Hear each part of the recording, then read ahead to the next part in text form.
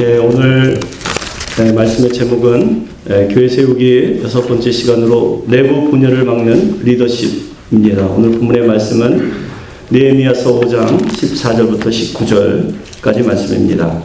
본문 말씀 먼저 같이 읽도록 하겠습니다. 느헤미야 5장 14절부터 마지막 19절까지의 말씀을 저와 여러분 한 절 한 절 나눠서 읽도록 하겠습니다. 또한 유다 땅 총독으로 세움을 받은 때 곧 아닥사스다 왕 제 20년부터 제 32년까지 12년 동안은 나와 내 형제들이 총독의 녹을 먹지 아니하였느니라.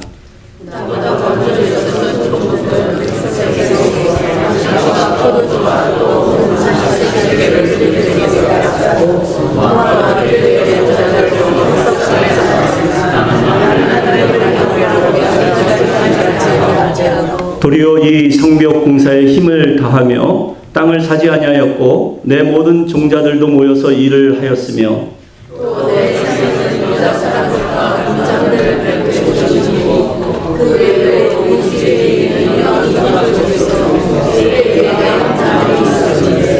매일 나를 위하여 소 한 마리와 살진 양 6마리를 준비하며 닭도 많이 준비하고 열흘에 한 번씩은 각종 포도주를 갖추었나니 비록 이같이 하였을지라도 내가 총독의 녹을 요구하지 아니하였음은 이 백성의 부역이 중함이었더라.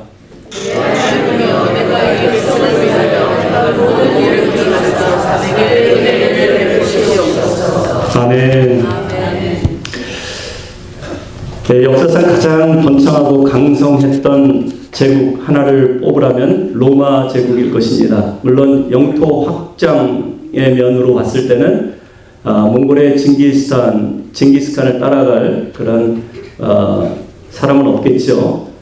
그러나 몽골 제국은 채 100년이 되지 못해서 역사상으로 사라져버립니다.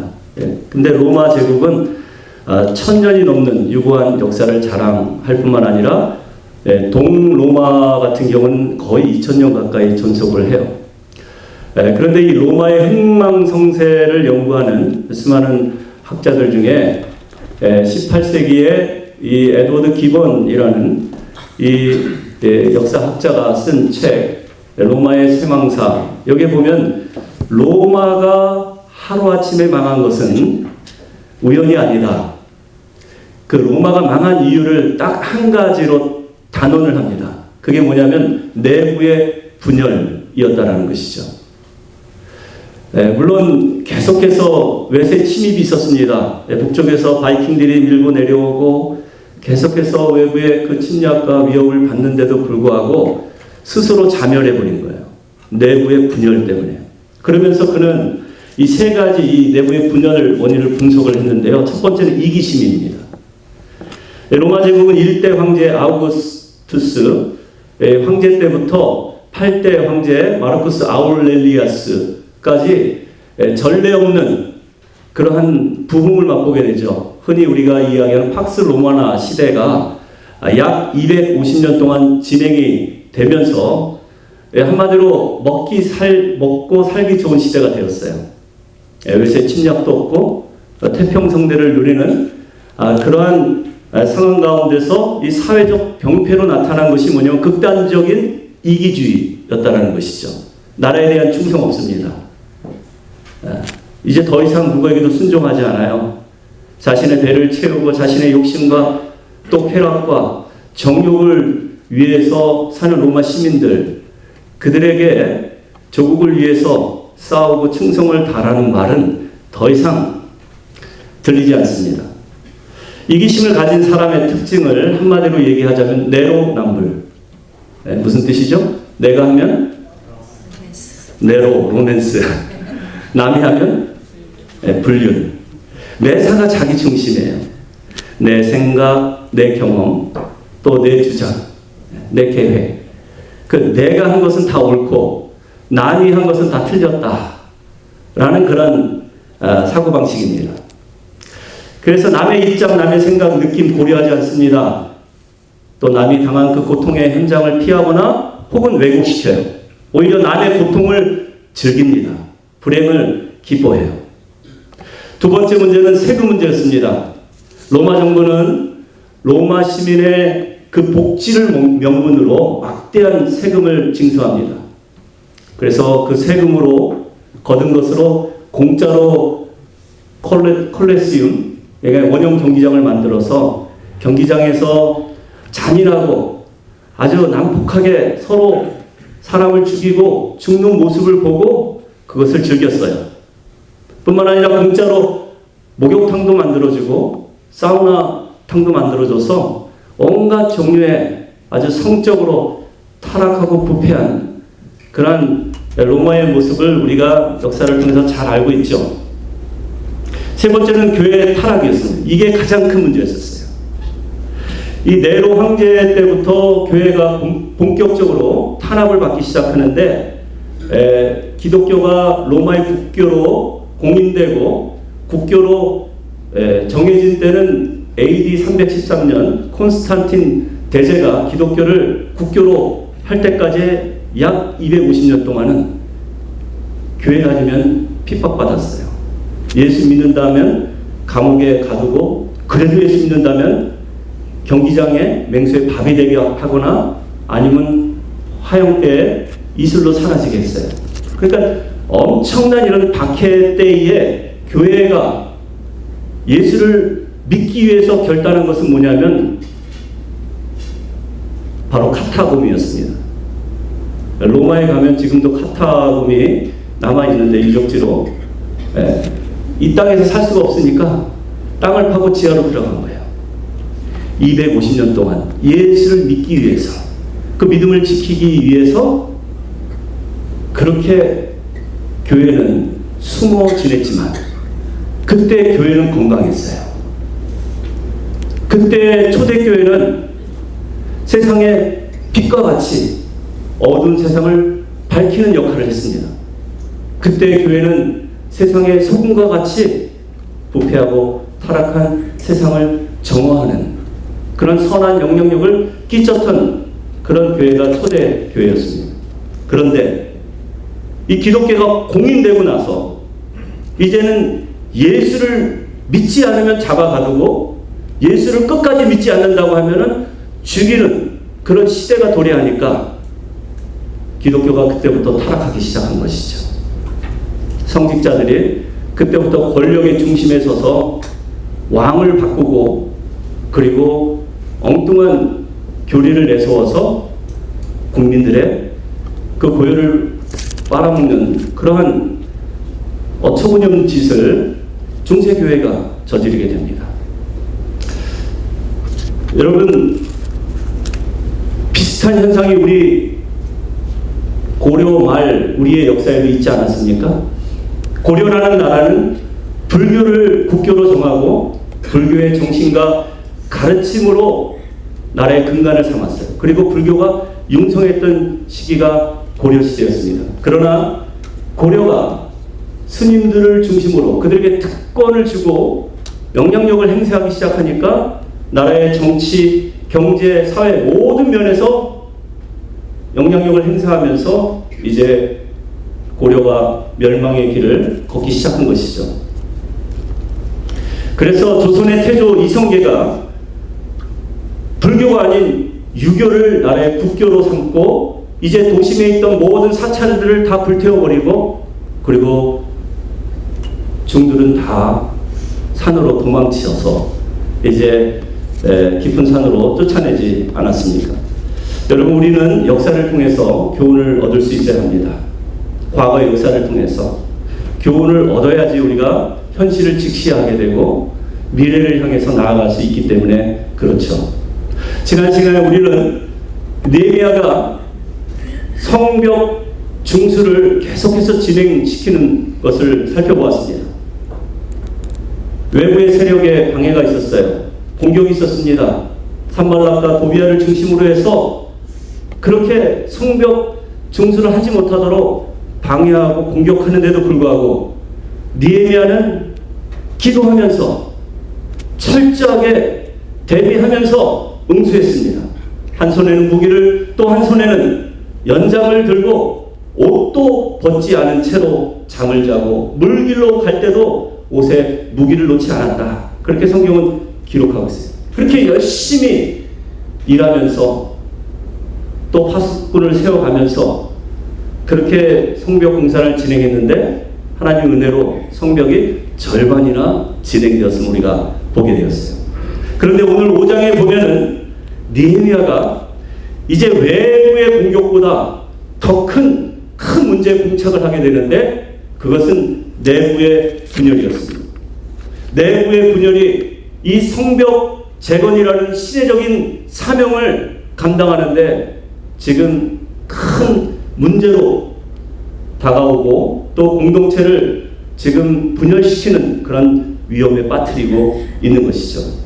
우리가 5장 전체를 다 읽지는 않았지만 1절에 보면 그때 백성들이 그들의 아내와 함께 크게 부르짖어 그들의 형제인 유다 사람들을 원망하는데 이 부부가 함께 와서 울면서 원망했다라는 거예요. 그 이유가 뭐냐면 먹고 살 길이 없다라는 거예요. 우리의 가족들, 유대인들이 얼마나 자식들을 많이 낳아서 기릅니까? 우리 자녀들이 지금 먹을 것이 없어서 이 일을 중단해야 되겠다라는 거예요. 첫 번째 이유는 먹을 양식이 없다라는 그런 이유였는데요. 교회 식구들도 마찬가지입니다. 교회에 먹을 게 없으면 원망 소리가 나오게 되어 있어요. 동의하십니까? 네, 우리가 팬데믹을 지나면서 사실은 사회적 거리두기도 하고 마스크도 쓰고 우리가 서로 가까이 할 수 없는 그런 상황이기 때문에 교회의 위생과 안전을 위해서라도 우리가 모여서 식사를 못했잖아요. 그런데 그 모여서 식사하지 못했다는 이유로 교회가 얼마나 분위기가 썰렁해지고 그리고 성도님들 사이에 관계도 이렇게 서먹서먹해지는 그래서 교회가 힘들다라는 그런 이야기를 제가 많이 들었어요. 그런데 우리 교회는 어떻습니까? 우리 교회는 모여서 예배도 뜨겁게 잘 드리시지만 식사도 풍성하게 잘 하는 교회로 유명세를 탄 것을 여러분 아십니까? 유명세를 탔어요 지금. 우리 교회 유튜브에 보면 제가 가끔 이제 예배 현장이나 식사 현장에 짧은 동영상을 이렇게 올리는데 어느 동영상 보니까 조회수가 5천이 넘었어요. 5천이 넘은 이 동영상을 보니까 댓글도 달려 있어요. 그래서 그 댓글을 제가 좀 읽어봤습니다. 그때 이렇게 적어놨더라고요. 와우, 어느 교회세요? 밥 먹으러 가고 싶네요. 부럽당. 그래서 제가 댓글을 또 썼죠. 하트 하나 딱 보내면서 언제든 환영합니다. 뉴욕에 있는 평안 장로교회입니다. 그 밑에 또 어느 분이 또 댓글을 쓴 걸 제가 보았는데 이렇게 적어놨어요. 이 교회가 한국 교회라면 집에 가서들 식사하시지 번거롭게 할 텐데 뉴욕 한인 교회라니까 충분히 이해가 가네. 아마도 한국 교회에서 이렇게 모여서 식사하는 것이 아직은 불편한가 봐요. 그래서 이 음식 먹고 함께 즐거운 교제를 나누는 모습을 보고 어떤 사람은 참 부럽다고 하시는 분도 있고 어떤 사람은 좀 위험한데 시대가 어느 때인데 근데 미국에 있는 이민교회 한인교회라니까 이해는 가네. 그렇게 적어놓은 걸 제가 보았어요. 여러분 교회에서 성도들이 함께 식사 나누는 거 좋은 거예요. 초대교회는 모이기를 힘썼고 떡을 떼었다고 했어요. 모일 때마다 떡을 떼었다. 식사 교제를 했다라는 것이죠. 여러분 떡을 떼었다라는 말은 또 모일 때마다 성찬을 했다는 거예요. 주의 이름으로 모여서 함께 음식을 나누는 그 성찬식을 거행했다라는 그런 의미에서 저는 우리가 아래층에서 식사하는 이 식사 교제가 예배의 연장선으로 이해를 해야 된다고 생각을 합니다. 우리가 아래층에서 식사하는 것도 예배예요. 여러분 믿으십니까? 성찬할 때 우리가 어떻게 하죠? 거룩하고 질서 있게 주의 만찬을 함께 나누는 것처럼 우리가 아래층에서 식사할 때 그런 마음으로 예배드리는 마음으로 성찬에 참여하는 마음으로 식사를 나눠야 한다라는 거예요. 로마서 12장 1절에 보면 이런 말씀이 있죠. 같이 한번 읽어볼까요? 그러므로 형제들아 내가 하나님의 모든 자비하심으로 너희를 권하노니 너희 몸을 하나님이 기뻐하시는 거룩한 산 제물로 드리라. 이는 너희가 드릴 영적 예배니라. 아멘. 여러분, 영적 예배, 하나님이 기뻐하시는 산 제사는 우리 몸을 드리는 거예요. 예배 자리에서 뿐만 아니라 식사의 자리에서도 희생하고 섬기라는 거예요. 제가 이런 말씀 드리면 조금 오해를 하실 분이 있을 것 같지만 중요한 이야기이기 때문에 말씀을 드리니까 혹시 이 말 듣고 상처받거나 시험 드는 분은 없기를 바랍니다. 제가 예전에 교육목사로 섬기던 뉴저지 어느 교회에서 이제 예배를 끝나고 우리 어느 권사님이 이제 교인들을 상대로 식사를 대접하시는데 일부 예배 때 보니까 주차장에 막 그 음식이 엄청 막 그 딜리버리가 오더라고요.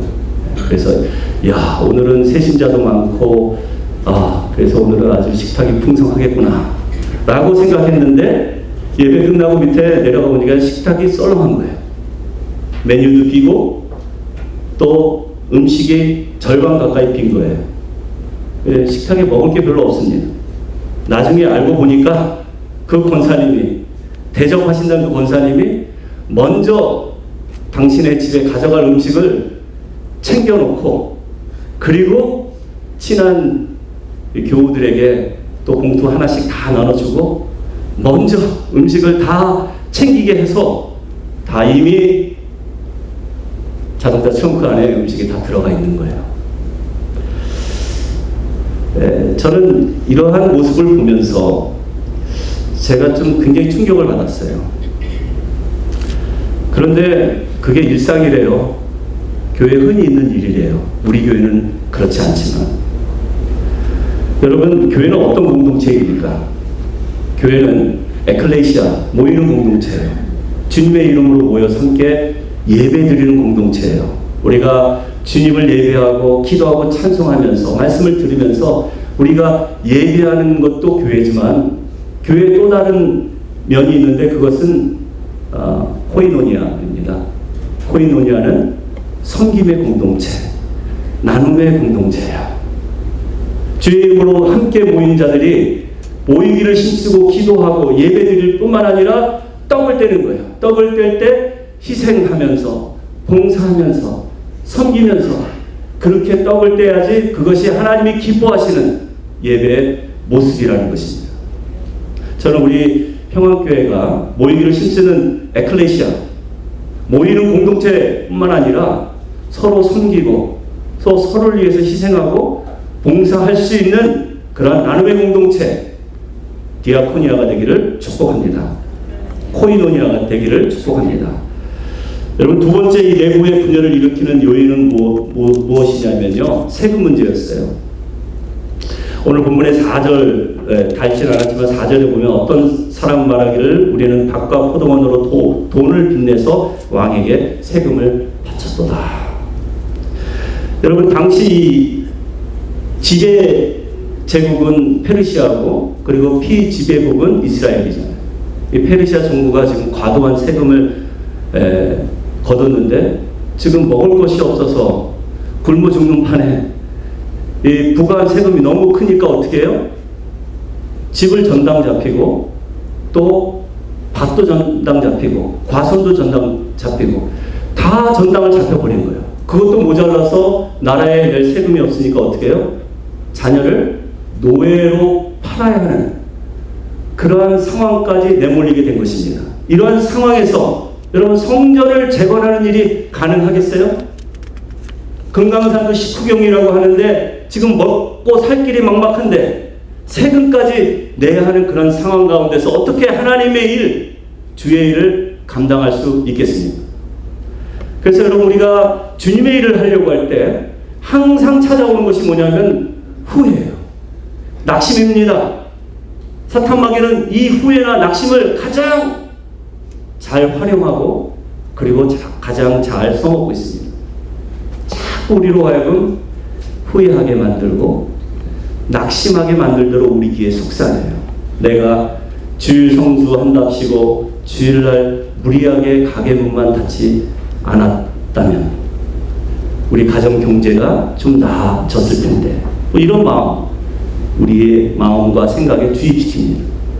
내가 무리해서 교회 일만 열심히 하지 않았어도 우리 식구 이렇게 배고프고 궁핍하게 살지 않았을 텐데, 내가 무리해서 헌금만 하지 않았어도 이렇게 형편이 어렵지는 않을 텐데, 혹은 우리 교회가 무리하게 건축이나 성전 이전만 강행하지 않았다면 교인들도 떠나지 않았을 텐데.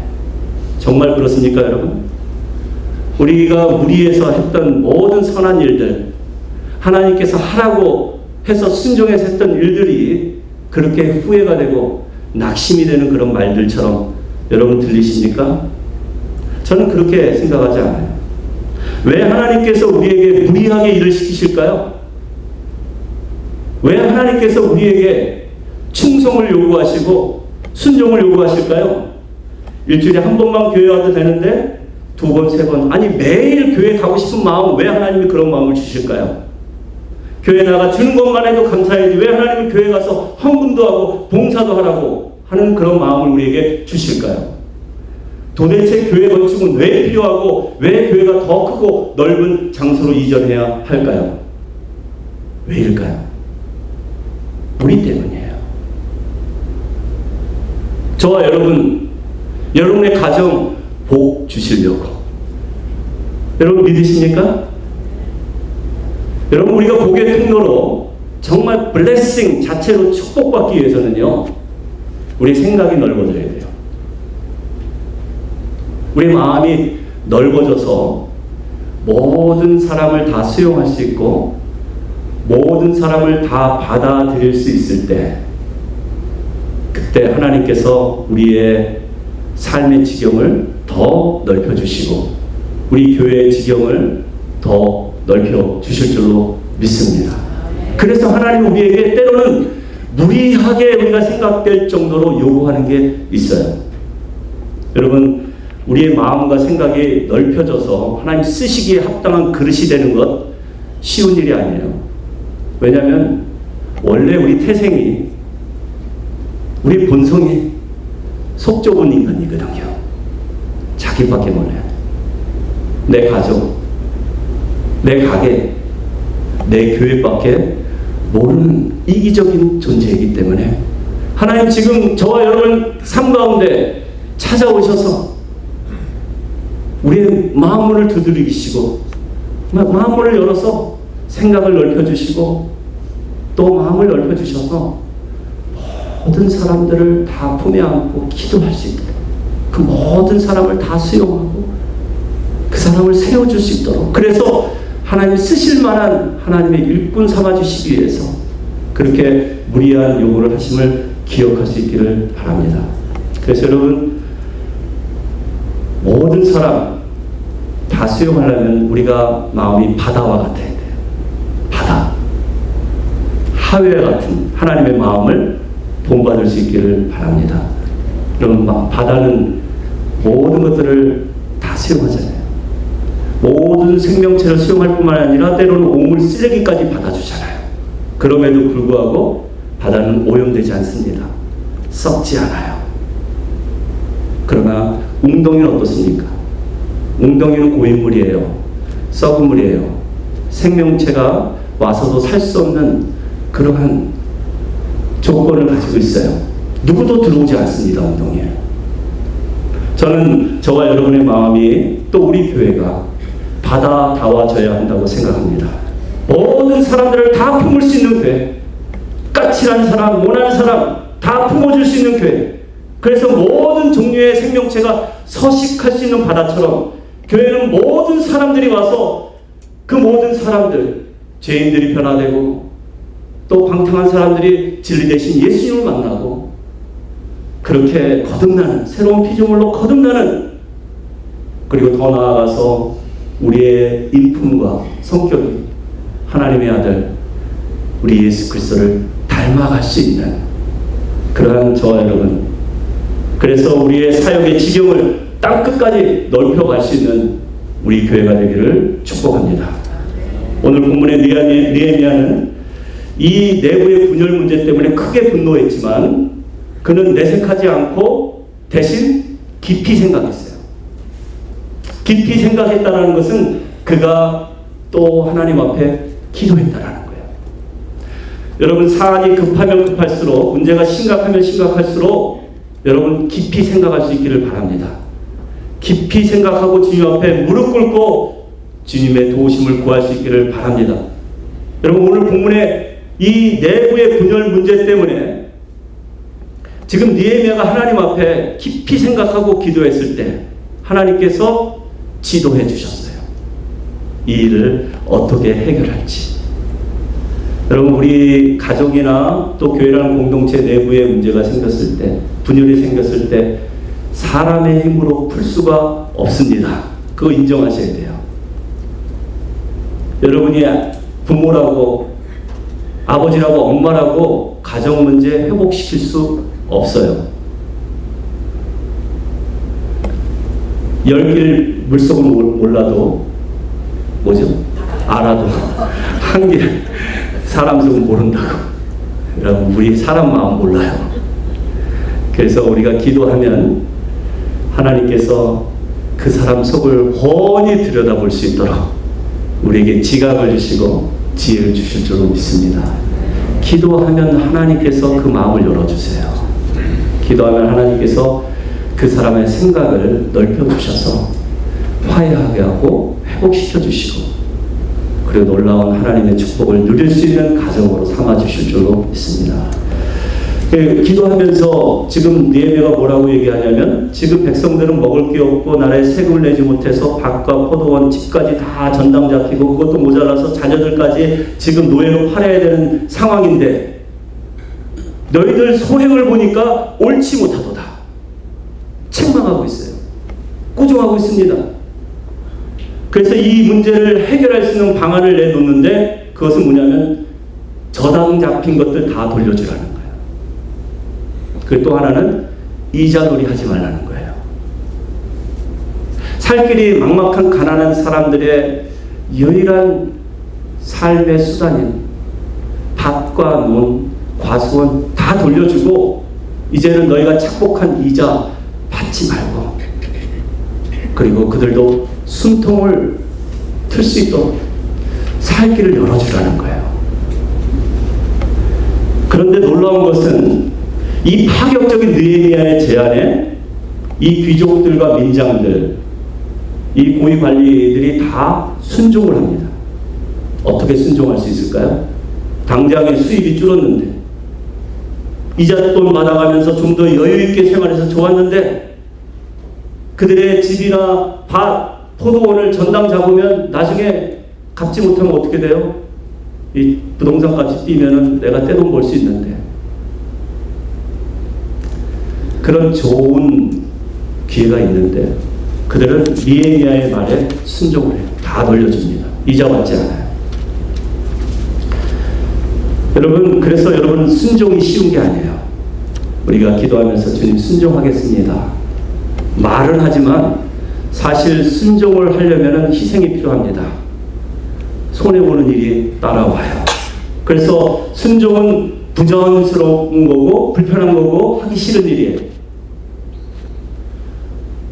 그런데도 불구하고 순종하면, 하나님 말씀에 순종하면 하나님께서 여러분 책임져 주심을 기억할 수 있기를 바랍니다. 여러분의 부족한 것들 어떤 방식이든 이자놀이 하지 않고도, 남의 물 전당 잡지 않고도 더 풍성하게 채워주심을 믿으시기 바랍니다. 그 말씀이 마태복음 6장 33절에 기록되어 있는 거예요. 우리 너무나 잘 아는 말씀. 같이 한번 고백해 볼까요? 그런즉 너희는 먼저 그의 나라와 그의 의를 구하라. 그리하면 이 모든 것을 너희에게 더하시리라. 여러분 믿으십니까? 하나님의 방식으로 여러분을 부자 되게 하고 더 풍성한 삶을 누릴 수 있는 것은 뭐냐면 하나님의 말씀에 먼저 순종하는 거예요. 이게 불편하고 부자연스럽고 이렇게 함으로 인해서 내가 피해를 보고 손해를 본다 할지라도 하나님 말씀이니 믿고 순종하겠습니다. 하나님의 방식으로 이 모든 것을 우리가 상상할 수 없는 더 많은 더 큰 은혜와 축복들로 갚아주실 줄로 믿습니다. 여러분, 그래서 이 부자들이 지금 이렇게 느헤미야의 말에 희생적으로 순종할 수 있는 이유, 물론 하나님의 말씀이기도 하지만 그들이 느헤미야가 보여준 그러한 삶의 모범을 보고 그리고 그 앞에 순종할 수밖에 없었다라는 거예요. 느헤미야가 어떻게 했습니까? 총독의 녹을 받지 않았다. 나와 내 형제들은 총독의 녹을 받지 않았다고 고백해요. 그것도 12년 동안. 여러분, 총독이면 미국의 주지사급 되지 않아요? 그래서 모든 부귀영화를 누릴 수 있는 그런 자리입니다. 특권 계층이에요. 그런데 특권 의식을 갖지 않고 그 특권을 내려놓았다는 거예요. 자기 이름으로는 땅도 집도 부동산도 소유하지 않고 총독의 자리에 있었지만 총독이 마땅히 누릴 수 있는 그 모든 권세를 다 포기했대요. 대신 오직 성벽 재건의 시대적인 사명을 감당하기 위해서 백성들과 함께 울고 함께 기도하며 함께 땀 흘려 일하고 함께 싸웠다는 것입니다. 그래서 저는 이 특권 의식이라는 거 필요하지만 교회에서는 필요하지 않다라고 저는 생각합니다. 교회의 특권 의식이 필요합니까, 여러분? 저는 목사로서, 담임 목사로서 여러분들에게 인정받고 또 칭찬받고 대우받는 것 좋아요. 감사한 일이에요. 그러나 그렇게 함으로 인해서 제가 해야 할 일을 하지 않고 제가 해야 할 일을, 목사로서 마땅히 해야 할 일을 그 누군가가 하는 것을 원치 않습니다. 우리가 이 땅에 살고 있지만 특권이라는 것은, 이 특권 자체는 나쁜 것이 아닌데 특권 의식을 가지고 산다라는 것은 공동체를 어렵게 만들고 힘들게 만들 수 있기 때문에 그래요. 그래서 우리 교회 장로님들 그리고 또 우리 권사님들, 특별히 피택 권사 되신 두 분의 집사님들, 특권 의식은 내려놓을 수 있기를 축원하여 드립니다. 아멘 소리가 두 분의 소리를 제가 기대했는데 아멘 소리가 이 특권에 연연하게 되면요, 그러면 교회가 힘들어져요. 그래서 그런 거예요. 저는 이 특권, 이 특별한 권리는 언제 필요한가? 우리가 천국 갈 때 필요하다고 저는 믿습니다. 천국 가서는 여러분 특권을 찾아야 돼요. 그리고 특권을 누릴 수 있는 저와 여러분 되시길 바랍니다. 사도 바울이 그랬어요. 언제 그랬냐면 자기 인생 사역 다 끝나고 사도행전의 그 모든 역사를 다 마치고 난 다음에 마지막 죽기 전에 이런 글을 씁니다. 아들 디모데에게, 디모데후서 4장 7절부터 8절. 우리가 너무나 잘 아는 말씀이죠. 같이 한번 고백해 보겠습니다.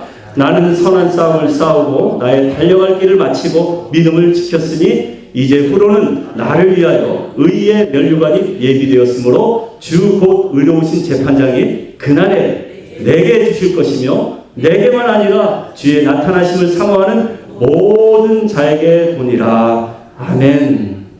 언제 우리가 특권을 누릴 수 있다고요? 언제 우리가 특권을 찾아야 한다고요? 믿음의 선한 싸움 다 싸우고 달려갈 길 다 마치고 난 다음에 그날에 의로우신 재판장이 우리를 위해서 멸관을 준비해 주시겠대요. 사도 바울뿐만 아니라 주의 나타나심을 사모하는 모든 자에게 이 특권을 주시겠다고 약속해 주셨습니다. 그러므로 여러분, 우리에게 필요한 것은 특권이 아니라, 특권 의식이 아니라 특무의식, 특별한 의무, 사명의식이죠. 우리가 살아있는 동안 이 땅에서 주님의 몸된 교회를 위해서 사명감을 가지고 살아야 한다. 그러면 하나님이 그날 특권을 우리에게 부여해 주신다는 거예요. 무슨 일을 하든, 누구를 만나서 함께 일을 하든 여러분 특권 의식을 찾지 마시고 특무의식, 하나님께서 일을 나에게 맡겨주셨으니 주님 순종하겠습니다. 그리고 사명감을 가지고 이 일을 감당하겠습니다. 그렇게 고백하는 자에게 반드시 그런 특권을 누리는 나를 허락해 주실 줄로 믿습니다. 이 느헤미야는 특권 의식을 내려놨어요.